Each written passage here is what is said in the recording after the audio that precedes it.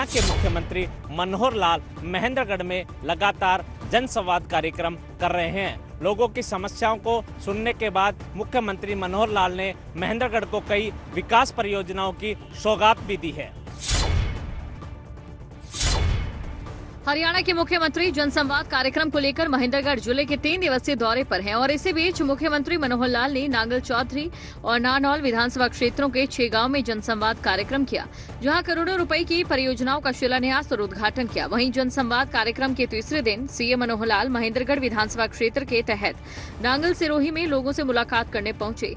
इस दौरान सीएम ने कई परियोजनाओं को मंजूरी दी। महेंद्रगढ़ विधानसभा क्षेत्र में 3 गाँव में जनसंवाद कार्यक्रम के दौरान सीएम ने नांगल, सिरोही, बवानिया और सतनाली में जनसंवाद कार्यक्रम किया।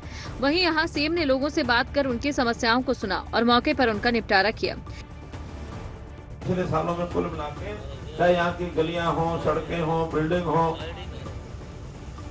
3,43,80,000 ये यहाँ के विकास, गलियां, drain, water supply, building, boundary wall, चौपाल, पार्क, ये सब मिला करके 3,40,00,000 रुपया इस गांव के अंदर लगा। और हर गांव में, तो इस गांव का मैंने बताया, हर गांव में अब तो हम क्या करते हैं, पैसा भेज देते हैं।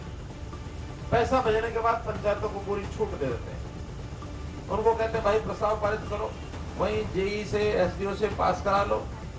एक रगड़ा जरूर हुआ था, वो हुआ था ई टेंडरिंग का प्रोग्राम हुआ यहाँ पे और सभी मांगे तुरंत उनको प्रभाव से लागू किया गया है, या कुछ ऐसी है जो टाइम लगेगा उनको भी टाइम दिया गया है। उनके जो ऑफिसर है उनको सभी को अस्पताल को अपग्रेड कर दिया गया है, जो कि आसपास यहाँ के काफ़ी गांव आते हैं तो उनको बहुत फायदा मिलेगा।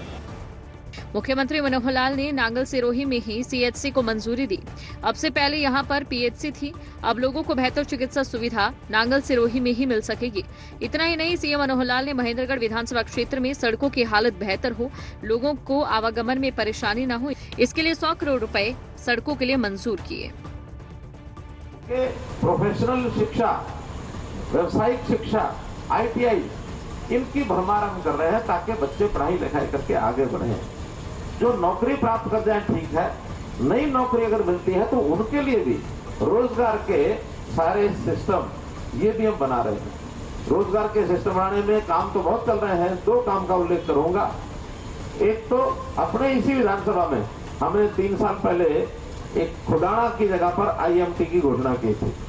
मुझे बार बार आमला जी कहते हैं कि उस घोषणा का क्या हुआ। देखो हम तैयार हैं एकदम, लेकिन मामला होता है उसमें जमीन का। तो जमीन जो है उसमें कुछ किसानों ने तो कहा कि हम दे देंगे, लेकिन बीच बीच में कुछ किसान कहते हैं हम नहीं देंगे। आखिर में फिर हमको ये ध्यान में आया कि जो पंचायत की जमीन है 1086 एकड़ है, उस 1086 एकड़ को पंचायत देने के लिए तैयार हो गई है।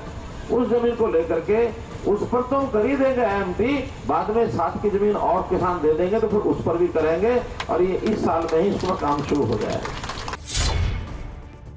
मुख्यमंत्री मनोहर लाल ने जनसंवाद के दौरान लोगों को सरकारी योजनाओं से अवगत भी करवाया। साथ ही सीएम ने कहा कि भालकी में 100 करोड़ के प्रोजेक्ट के साथ आसपास के गांव में पेयजल आपूर्ति की स्थायी समाधान किया जा रहा है।